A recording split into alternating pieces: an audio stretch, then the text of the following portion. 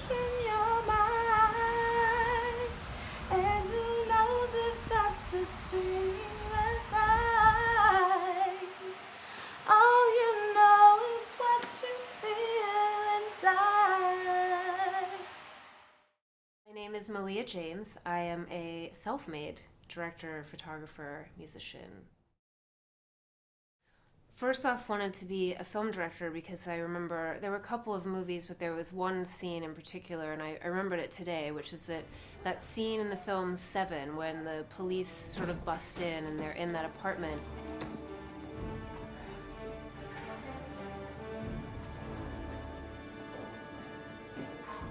And it's lined with those air fresheners at the top, and the way that the lighting is and the composition and the movement.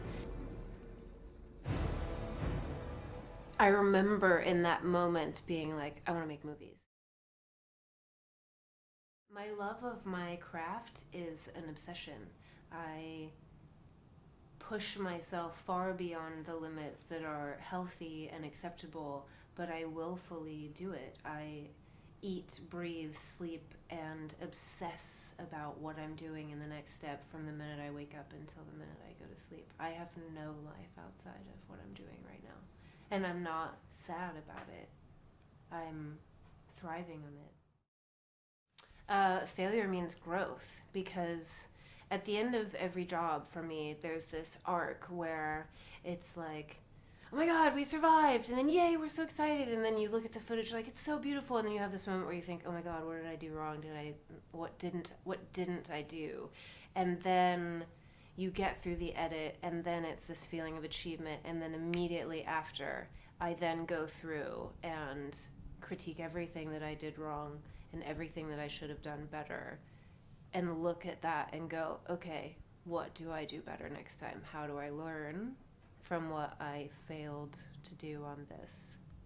But I don't look at, failure, that I don't really believe in failure. Just every time that I've ever pushed into the uncomfortable is how I've gotten better. Living here, my friend said, my bass player quit the band and we have shows to play. And I said, well, teach me how to play the bass. It can't be that hard.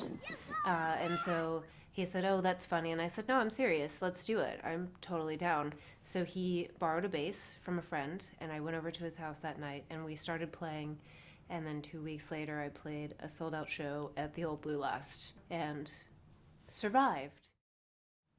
I very rarely feel uninspired. I'm very moody. I think every artist is. So I've definitely had periods of true darkness.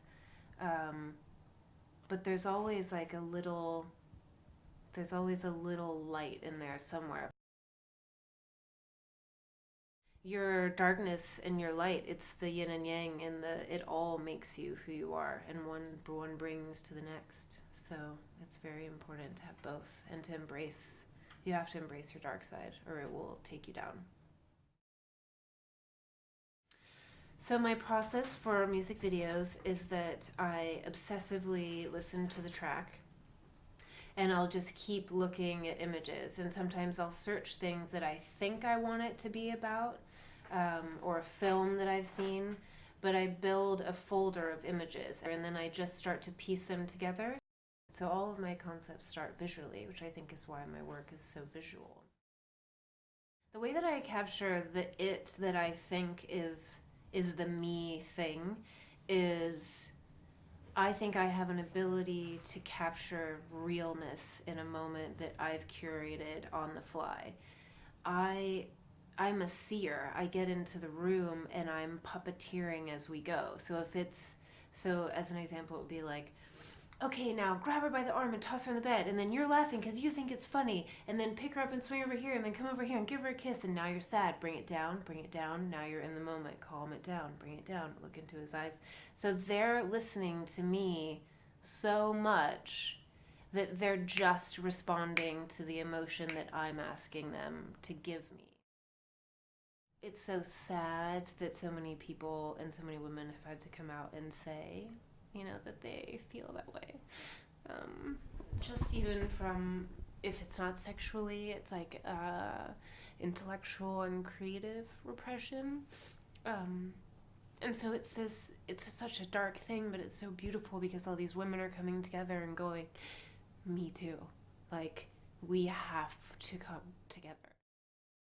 I think it's important that women make films and projects about these things, because I think, if you think about it, there have been so many films made where a woman gets assaulted or something like that happens, but they've been men telling the stories. You can't know what it is like to be a woman in that position, and so we need women telling these stories. As much as it's such a dark time, it's such a beautiful time. Like, it's so... the future is female. So it's cool. Yeah.